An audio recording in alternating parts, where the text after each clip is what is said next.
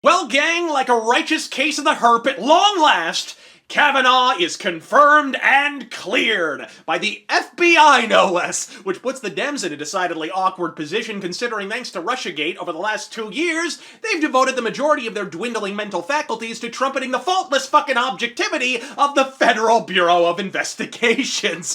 Fucking oops! Hope you enjoyed the confirmation, but hey, at least they're taking it all in stride. This is the kind of bullshit structural inaccessibility that 4 out of 5 disabled Americans have to deal with daily.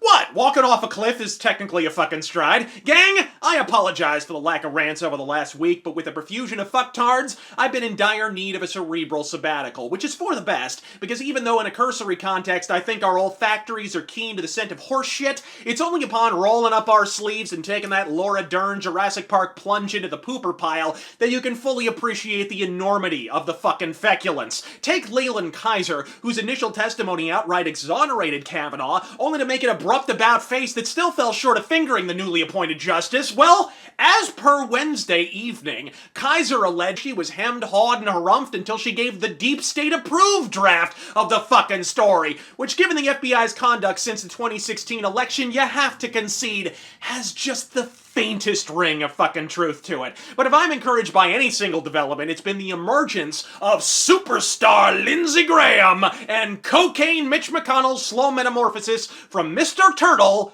to Gamera.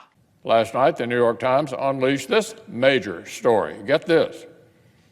Judge Kavanaugh may have been accused of throwing some ice across a college bar in the mid-1980s. Talk about a bombshell. One can only imagine what new bombshell might be published today or tomorrow. The Senate will vote on Judge Kavanaugh here on this floor this week.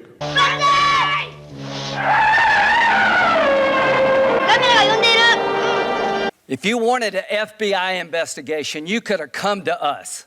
What you want to do is destroy this guy's life, hold this seat open, and hope you win in 2020. You've said that, not me.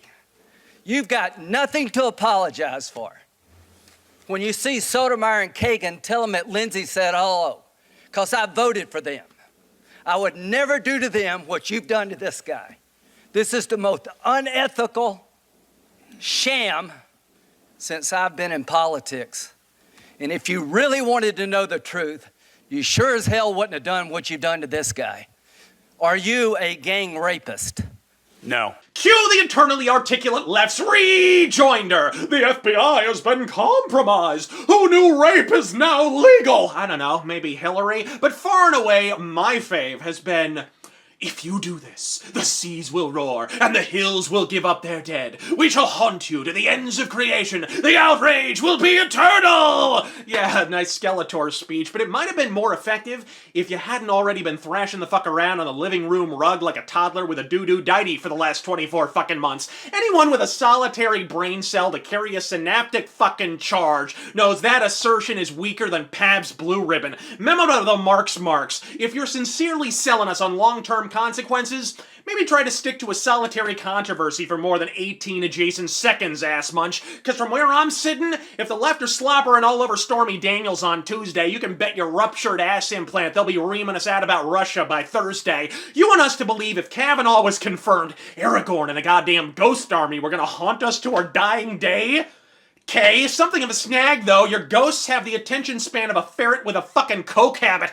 That's the thing about utterly vacating your actual platform in favor of subsisting on distilled essence of outrage in perpetuity. To maintain momentum, you must flip from furor to furor, gorging yourself on the gooey innards until you pick the corpse clean at last before filing in with the rest of the lefty locus and advancing to the next controversy. It's a transitory cycle by definition, and as such, utterly inures us to your more protracted efforts. And where precisely do you plan to call these cunflaps from exactly? The ether? Latest polls had between 65 and 75% of the country doubtful to downright declamatory of the accusation, so I have a feeling your undead army is going to turn out to be an unholy trio. But by all means, jolly your menage a twats across the contiguous states. Shriek with ever-increasing incoherence that you were wronged by Republicans wielding magic wang powers, when the truth is, you had a complicit media, a bully pulpit, every celebrity in the solar system, and social media in its entirety hawking your horseshit, and you still lost the battle of hearts and minds. No one